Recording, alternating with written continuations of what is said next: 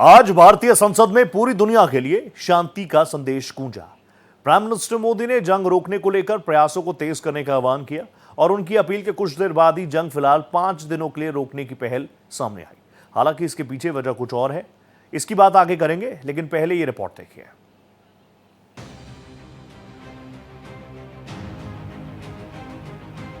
Iran जंग दिन पर दिन और भयानक होती जा रही है। इसने पूरी दुनिया के लिए भारी चुनौतियों को और बढ़ा दिया है। ऐसे हालात में भारतीय संसद से प्रधानमंत्री नरेंद्र मोदी ने देश और दुनिया को खास संदेश दिया है। दरअसल इस युद्ध को लेकर देश में पक्ष विपक्ष की सियासत तेज रही है, खासकर भारत के रुख और देश में चल रहे एलपीजी संकट को लेकर। हालांकि हर रोज इंटर मिनिस्ट्रियल प्रेस कॉन्फ्रेंस में सरकार हर मुद्दे पर पूरी जानकारी देती रही है, लेकिन विपक्ष लगातार पीएम मोदी से बयान की मांग करता रहा। अब पीएम मोदी ने इस मुद्दे से जुड़े हर पहलू पर संसद को संबोधित किया है, जो खासकर देश के विकास और वैश्विक चुनौतियों पर केंद्रित रहा। उन्होंने भारत के लिए बढ़ रही चुनौतियों पर फोकस करते हुए कहा कि संकट की इस घड़ी में देश को एकजुट रहना चाहिए, क्योंकि वेस्ट एशिया में मौजूदा हालात बेहद चिंताजनक हैं। संघर्ष लंबे समय तक चल सकता है, जिससे भारत के लिए आर्थिक और मानवीय चुनौतियां बढ़ सकती हैं। पश्चिम एशिया में चल रहे संघर्ष और इसकी वजह से भारत के सामने आई चुनौतियों पर बात रखने के लिए उपस्थित हुआ हूं। इस समय पश्चिमी एशिया की हालत चिंताजनक है। अब इस संकट को 3 सप्ताह से ज्यादा हो रहा है। जंग से बढ़ रही चुनौतियों और मुश्किलों की चर्चा के साथ ही भारतीय संसद से पूरी दुनिया को पीएम मोदी ने शांति का पाठ पढ़ाया। उन्होंने कहा कि जंग से कोई हल नहीं निकलने वाला। पीएम के संबोधन के अहम पॉइंट्स पर गौर करें। लोकसभा में पीएम मोदी के संबोधन के अहम पॉइंट्स पर गौर करें तो उन्होंने साफ कहा कि भारत युद्ध रोकने के पक्ष में। उन्होंने कहा कि बातचीत और कूटनीति ही इस समस्या का एकमात्र समाधान है और सैन्य संघर्ष किसी भी तरह से मानवता के हित में नहीं है।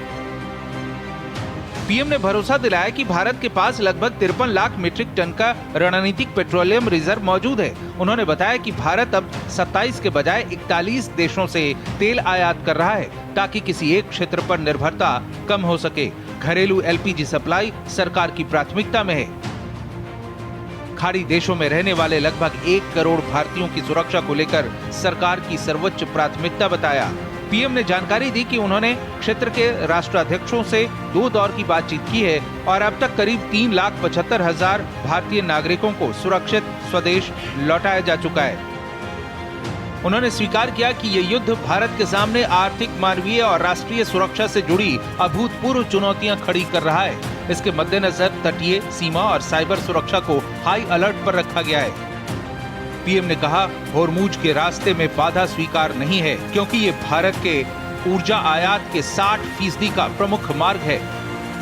उन्होंने देशवासियों को सतर्क किया कि कुछ तत्व इस स्थिति का फायदा उठाकर झूठ फैला सकते हैं, इसलिए सावधानी जरूरी है। युद्ध के बाद से ही हॉर्मुज स्ट्रेट में जहाजों का आना जाना बहुत चुनौतीपूर्ण हो गया है।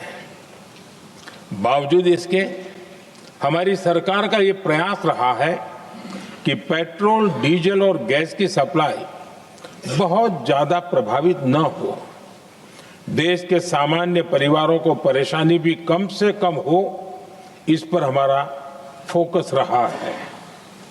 हम सभी जानते हैं, देश अपनी जरूरत की 60% एलपीजी आयात करता है।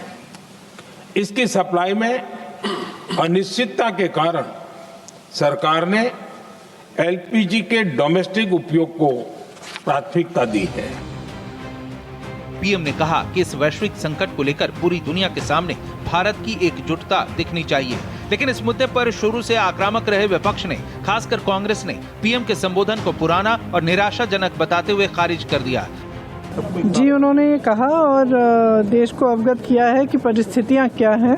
कुछ ज़्यादा नई बात नहीं कही है, लेकिन हमने जो नोटिस दिया है डिस्कशन के लिए, वो डिस्कशन होना चाहिए ताकि हम भी जवाब दे पाए, पूरा सबके पक्ष सामने आए। मेरे ख्याल से वो अच्छा रहेगा। अब पीएम मोदी मंगलवार को राज्यसभा में पश्चिमी एशिया विवाद और भारत की रणनीति के अलग अलग पहलुओं पर बात रखेंगे। Bureau report, Bharat express.